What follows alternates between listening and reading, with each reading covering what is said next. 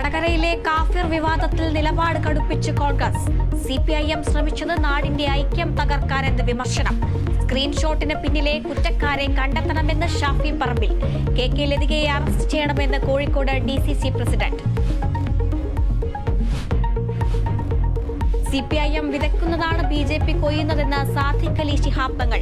സിപിഐഎമ്മിന്റെ മുസ്ലിം വിരുദ്ധ പ്രചാരണങ്ങൾ BJPക്ക് ഗുണം ചെയ്തു. ഇടതില്ലെങ്കിൽ മുസ്ലിങ്ങൾ രണ്ടാം തരം പൗരന്മാരെന്ന പ്രചാരണം തമാശയെന്നും തങ്ങൾ.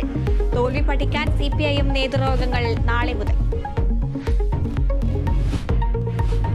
കുവൈറ്റിൽ തീപിടുത്തത്തിൽ മരിച്ച 4 മലയാളികൾക്ക് കൂടി വിട നൽകി നാട്. സാജൻ ജോർജ്, ലൂക്കോ സാബു, അനീഷ് കുമാർ, ആകാശ് നായർ എന്നിവരുടെ സംസ്കാര ചടങ്ങുകൾ പൂർത്തിയായി. പരിക്കേറ്റവർ അപകടനില തരണം ചെയ്തു.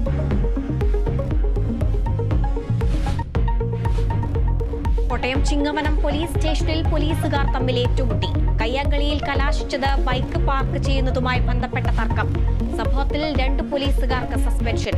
സാമൂഹ്യ വിരുദ്ധരുമായി ബന്ധമുള്ള ഉദ്യോഗസ്ഥർക്കെതിരെ നടപടിക്ക് നിർദ്ദേശം നൽകി DGP.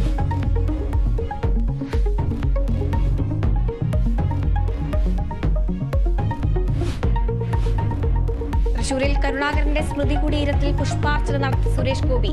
ഇന്ദിരാഗാന്ധി ഭാരത മാതാവെന്നും കരുണാകരൻ ഗുരുവെന്നും പ്രതികരണം.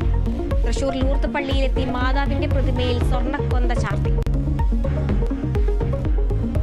നന്ദിയാൽ പാടുന്നു ദൈവമേ, അൻപാർന്ന നിൻ ത്യാഗമോർക്കുന്നു.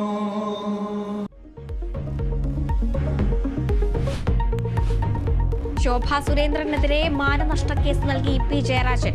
വ്യാജ ആരോപണങ്ങളിലൂടെ അപകീർത്തിപ്പെടുത്തിയെന്ന കേസ് ഫയൽ ചെയ്ത് കണ്ണൂർ ജുഡീഷ്യൽ 1ാം ക്ലാസ് മജിസ്ട്രേറ്റ് കോടതിയിൽ.